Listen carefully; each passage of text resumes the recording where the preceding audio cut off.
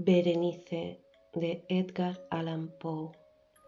La desdicha es diversa, la desgracia cunde multiforme sobre la tierra, desplegada sobre el ancho horizonte como el arco iris.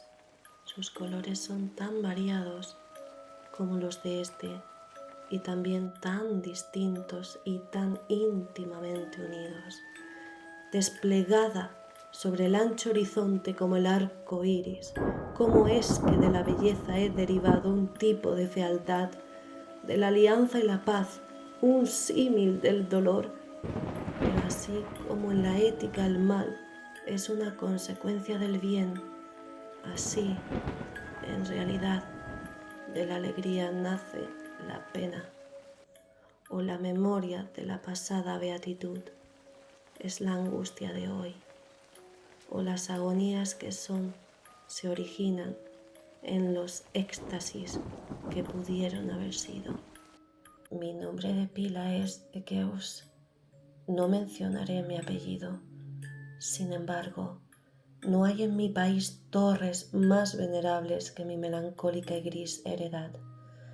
Nuestro linaje ha sido llamado raza de visionarios y en muchos detalles sorprendentes, en el carácter de la mansión familiar, en los frescos del salón principal, en las colgaduras de los dormitorios, en los relieves de algunos pilares de la sala de armas, pero especialmente en la galería de cuadros antiguos, en el estilo de la biblioteca y por último, en la peculiarísima naturaleza de sus libros, hay elementos más que suficientes para justificar esta creencia. Los recuerdos de mis primeros años se relacionan con este aposento y con sus volúmenes, de los cuales no volveré a hablar. Allí murió mi madre, allí nací yo, pero simplemente es ocioso decir que no había vivido antes, que el alma tiene una existencia previa. ¿Lo negáis? No discutiremos el punto. Yo estoy convencido, pero no trato de convencer. Hay, sin embargo, un recuerdo de formas aéreas, de ojos espirituales y expresivos, de sonidos musicales, aunque tristes. Un recuerdo que no será excluido, una memoria como una sombra, vaga, variable, indefinida, insegura, y como una sombra también en la imposibilidad de librarme de ella, mientras brille el sol de mi razón. En ese aposento nací, al despertar de improviso de la larga noche de eso que parecía, sin serlo, la no existencia, a regiones de hadas, a un palacio de imaginación, a los extraños dominios del pensamiento y la erudición monásticos. No es raro que mirara a mi alrededor con ojos asombrados y ardientes, que malgastara mi infancia entre libros y disipara mi juventud en ensoñaciones. Pero sí es raro que transcurrieran los años y el cenit de la virilidad me encontrara aún en la mansión de mis padres. Sí, es asombrosa la paralización que subyugó las fuentes de mi vida. Asombrosa la inversión total que se produjo en el carácter de mis pensamientos más comunes. La realidad terrenal me afectaba como visiones y solo como visiones, mientras las extrañas ideas del mundo de los sueños se tornaron, en cambio, no en pasto de mi existencia cotidiana, sino realmente en mi sola y entera existencia. Berenice y yo éramos primos y crecimos juntos en la heredad paterna, pero crecimos de distinta manera. Yo enfermizo envuelto en melancolía. Ella, ágil, graciosa, desbordante de fuerzas. Suyos eran los paseos por la colina, míos, los estudios del claustro. Yo, viviendo encerrado en mí mismo y entregado en cuerpo y alma a la intensa y penosa meditación.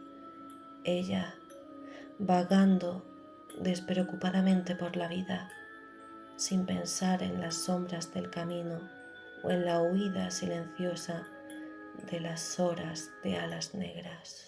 Berenice, invoco su nombre. Berenice, y de las grises ruinas de la memoria 1000 tumultuosos recuerdos se conmueven a este sonido. Ah, vívida acude ahora su imagen ante mí, como en los primeros días de su alegría y de su dicha. Ah, espléndida y, sin embargo, fantástica belleza. Oh sílfide entre los arbustos de Argein, oh náyade entre sus fuentes. Y entonces todo es misterio y terror, y una historia que no debe ser relatada. La enfermedad, una enfermedad fatal, cayó sobre ella como el simún, y mientras yo la observaba, el espíritu de la transformación la arrasó, penetrando en su mente, en sus hábitos y en su carácter, y de la manera más sutil y terrible llegó a perturbar su identidad. ¡Ay! El destructor iba y venía, y la víctima, ¿dónde estaba? Yo no la conocía, o por lo menos ya no la reconocía como Berenice. Entre la numerosa serie de enfermedades provocadas por la primera y fatal, que ocasionó una revolución tan horrible en el ser moral y físico de mi prima, debe mencionarse como la más afligente y obstinada una especie de epilepsia que terminaba no rara vez en catalepsia, estado muy semejante a la disolución efectiva y de la cual su manera de recobrarse era, en muchos casos, brusca y repentina. Entretanto, mi propia enfermedad, pues me han dicho que no debo darle otro nombre. Mi propia enfermedad, digo, crecía rápidamente, asumiendo, por último, un carácter monomaníaco de una especie nueva y extraordinaria que ganaba cada vez más vigor y, al fin, obtuvo sobre mí un incomprensible ascendiente. Esta monomanía, sí, así debo llamarla, consistía en una irritabilidad morbosa de esas propiedades de la mente que la ciencia psicológica designa con la palabra atención. Es más que probable que no se me entienda, pero temo, en verdad, que no haya manera posible de proporcionar a la inteligencia del lector corriente una idea adecuada de esa nerviosa intensidad del interés con que en mi caso las facultades de meditación, por no emplear términos técnicos, actuaban y se sumían en la contemplación de los objetos del universo, aún de los más comunes. Reflexionar largas horas, infatigable, con la atención clavada en alguna nota trivial, al margen de un libro o en su tipografía. Pasar la mayor parte de un día de verano absorto en una sombra extraña que caía oblicuamente sobre el tapiz o sobre la puerta. Perderme durante toda una noche en la observación de la tranquila llama de una lámpara o los rescoldos del fuego. Soñar días enteros con el perfume de una flor. Repetir monótonamente alguna palabra común hasta que el sonido, por obra de la frecuente repetición, dejaba de suscitar idea alguna en la mente. Perder todo sentido de movimiento de existencia física gracias a una absoluta y obstinada quietud. Largo tiempo prolongada, tales eran algunas de las extravagancias más comunes y menos perniciosas provocadas por un estado de las facultades mentales, no único, por cierto, pero sí capaz de desafiar todo análisis o explicación. La excesiva, intensa y mórbida atención así excitada por objetos triviales en sí mismos no debe confundirse con la tendencia a la meditación, común a todos los hombres, y que se da especialmente en las personas de imaginación ardiente. Tampoco era, como pudo suponerse al principio, un estado agudo o una exageración de esa tendencia, sino primaria y esencialmente distinta, diferente. En un caso, el soñador o el fanático, interesado en un objeto habitualmente no trivial, lo pierde de vista poco a poco en una multitud de deducciones y sugerencias que de él proceden, hasta que, al final de un ensueño colmado a menudo de voluptuosidad e incitamentum, o primera causa de sus meditaciones, desaparece en un completo olvido. En mi caso, el objeto primario era invariablemente trivial. A través del intermedio de mi visión perturbada, una importancia refleja, irreal, pocas deducciones, si es que aparecía alguna, surgían y esas pocas retornaban tercamente al objeto original como a su centro. Las meditaciones nunca eran placenteras y al cabo del ensueño, la primera causa, lejos de estar fuera de vista, había alcanzado ese interés sobrenaturalmente exagerado que constituía el rasgo dominante del mal. En una palabra, las facultades mentales más ejercidas en mi caso eran, como ya lo he dicho, las de la atención, mientras en el soñador son las de la especulación. Mis libros, en esa época, si no servían en realidad para irritar el trastorno, participaban ampliamente, como se comprenderá, por su naturaleza imaginativa e inconexa, de las características peculiares del trastorno mismo. Puedo recordar, entre otros, el tratado del noble italiano Coelio Secundus Curio, De Amplitudine Beati Regni Dei, la gran obra de San Agustín, La ciudad de Dios, y la de Tertuliano de Carne Christi, cuya paradójica sentencia Mortus est Dei filius, credibili est qui ineptum est, et sepultas resurrexit certum est quia impossibili est, ocupó mi tiempo íntegro durante muchas semanas de laboriosa e inútil investigación. Se verá, pues, que, arrancada de su equilibrio solo por cosas triviales, mi razón semejaba a ese risco marino del cual habla Ptolomeo Hefestión, que resistía firme los ataques de la violencia humana y la feroz furia de las aguas y los vientos, pero temblaba al contacto de la flor llamada asfódelo. Y aunque para un observador descuidado pueda parecer fuera de duda que la alteración producida en la condición moral de Berenice por su desventurada enfermedad me brindaría muchos objetos para el ejercicio de esa intensa y anormal meditación, cuya naturaleza me ha costado cierto trabajo explicar, en modo alguno era este el caso.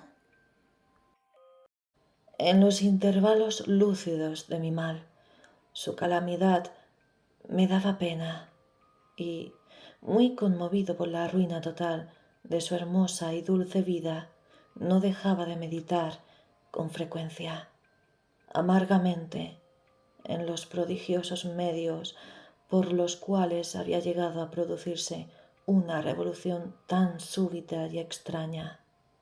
Pero estas reflexiones no participaban de la idiosincrasia de mi enfermedad y eran semejantes a las que, en similares circunstancias, podían presentarse en el común de los hombres.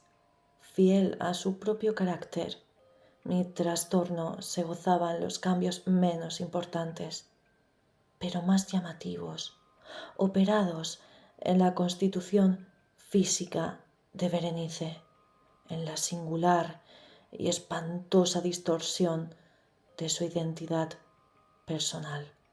En los días más brillantes de su belleza incomparable, seguramente no la amé.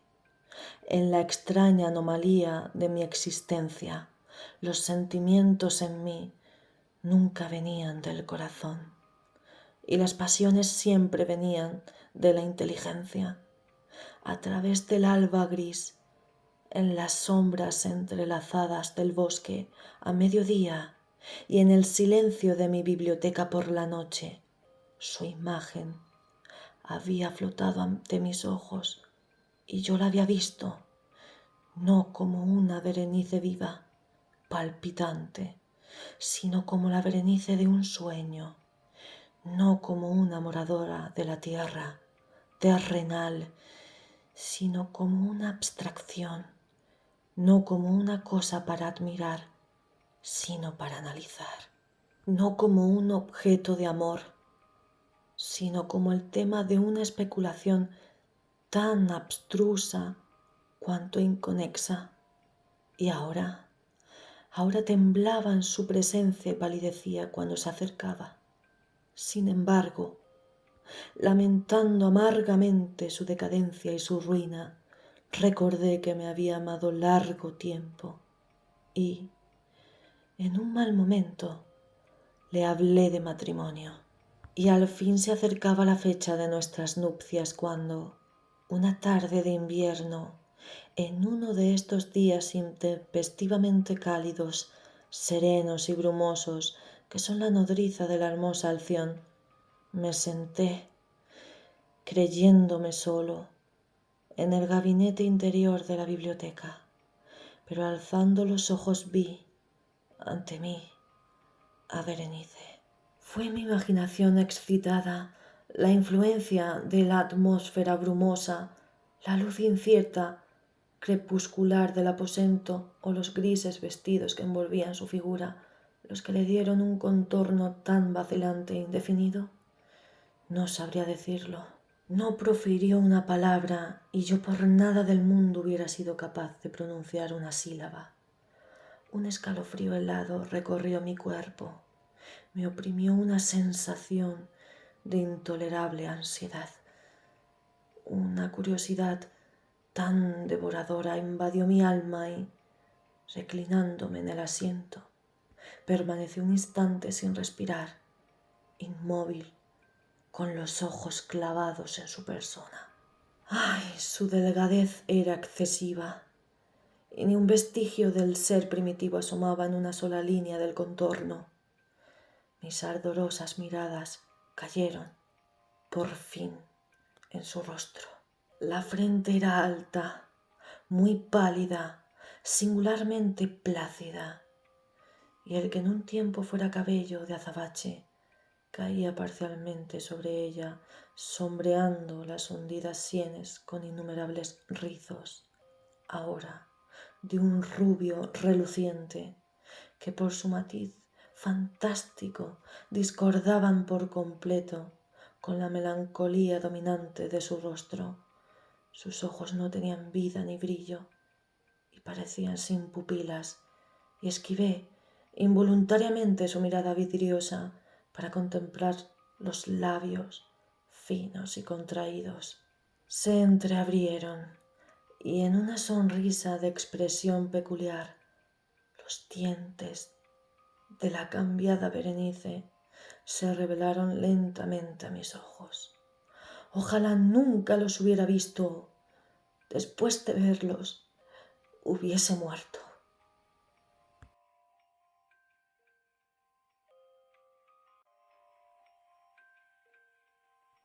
El golpe de una puerta al cerrarse me distrajo y, alzando la vista, vi que mi prima había salido del aposento, pero del desordenado aposento de mi mente. ¡Ay! No había salido ni se apartaría el blanco y horrible espectro de los dientes, ni un punto en su superficie, ni una sombra en el esmalte, ni una melladura en el borde hubo en esa pasajera sonrisa que no se grabara a fuego en mi memoria. Los vi entonces con más claridad que un momento antes, Los dientes estaban aquí y allí y en todas partes, visibles y palpables ante mí, largos, estrechos, blanquísimos, con los pálidos labios contrayéndose a su alrededor, como en el momento mismo en que habían empezado a distenderse. Entonces sobrevino toda la furia de mi monomanía y luché en vano contra su extraña e irresistible influencia. Entre los múltiples objetos del mundo exterior no tenía pensamientos sino para los dientes. Los ansiaba con un deseo frenético. Todos los otros asuntos y todos los diferentes intereses se absorbieron en una sola contemplación. Ellos eran los únicos presentes a mi mirada mental, y en su insustituible individualidad llegaron a ser la esencia de mi vida intelectual. Los observé a todas las luces, les hice adoptar todas las actitudes, examiné sus características, estudié sus peculiaridades, medité sobre su conformación, reflexioné sobre el cambio de su naturaleza, me estremecí al asignarles en imaginación un poder sensible y consciente, y aún sin la ayuda de los labios, una capacidad de expresión moral. Se ha dicho bien de Mademoiselle Salé que todo su pasado eran sentimientos, y de Berenice yo creía con la mayor seriedad que todos sus dientes eran ideas. ¡Eran ideas! ¡Ah! Este fue el insensato pensamiento que me destruyó. Las ideas. Ah, por eso era que los codiciaba tan locamente. Sentí que sólo su posesión podía devolverme la paz, restituyéndome a la razón. Y la tarde cayó sobre mí, y vino la oscuridad. Duró y se fue, y amaneció el nuevo día, y las brumas de una segunda noche se acumularon, y yo seguía inmóvil, sentado en aquel aposento solitario, y seguí sumido en la meditación.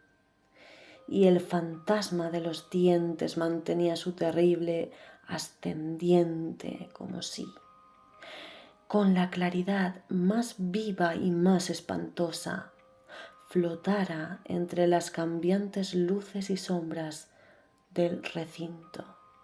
Al fin irrumpió en mis sueños un grito como de horror y consternación, y luego, tras una pausa, el sonido de turbadas voces mezcladas con sordos lamentos de dolor y pena.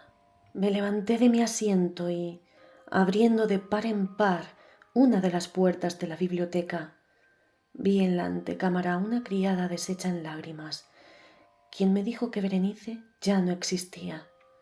Había tenido un acceso de epilepsia por la mañana temprano, y ahora, al caer la noche, la tumba estaba dispuesta para su ocupante y terminados los preparativos del entierro. Sentado en la biblioteca y de nuevo solo, me parecía que acababa de despertar de un sueño confuso y excitante. Sabía que era medianoche y que desde la puesta del sol Berenice estaba enterrada. Pero del melancólico periodo intermedio no tenía conocimiento real o, por lo menos, definido.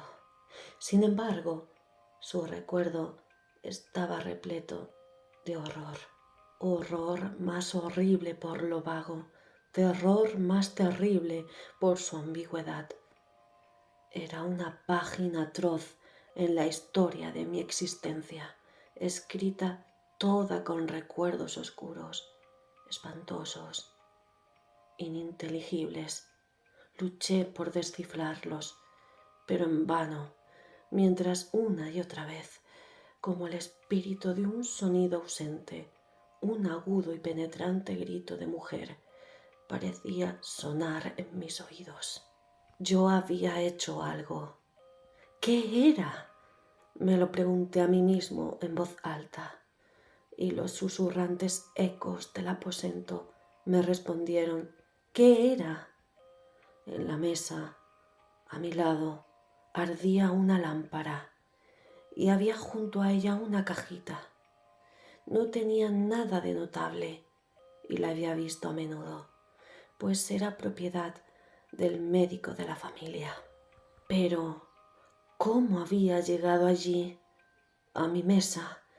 ¿Y por qué me estremecí al mirarla? Eran cosas que no merecían ser tenidas en cuenta, y mis ojos cayeron, al fin, en las abiertas páginas de un libro y en una frase subrayada: Dicebant mihi sodales si sepulcrum amicae visitarem, curas meas aliquantulum fore levatas. ¿Por qué? Pues al leerlas se me erizaron los cabellos y la sangre se congeló en mis venas. Entonces sonó un ligero golpe en la puerta de la biblioteca y, pálido como un habitante de la tumba, entró un criado de puntillas. Había en sus ojos un violento terror y me habló con voz trémula, ronca, ahogada. ¿Qué dijo? Oí algunas frases entrecortadas. Hablaba de un salvaje grito que había turbado el silencio de la noche, de la servidumbre reunida para buscar el origen del sonido, y su voz cobró un tono espeluznante, nítido, cuando me habló, susurrando de una tumba violada, de un cadáver desfigurado, sin mortaja y que aún respiraba, aún palpitaba, aún vivía. Señaló mis ropas. Estaban manchadas de barro, de sangre coagulada. No dije nada. Me tomó suavemente la mano. Tenía manchas de uñas humanas. Dirigió mi atención a un objeto que había contra la pared. Lo miré durante unos minutos. Era una pala. Con un alarido salté hasta la mesa y me apoderé de la caja, pero no pude abrirla. En mi temblor se me deslizó de la mano y cayó pesadamente y se hizo añicos. Y de entre ellos, entrechocándose, rodaron algunos instrumentos de cirugía dental, mezclados con 32 objetos pequeños, blancos, marfilinos, que se desparramaron por el piso.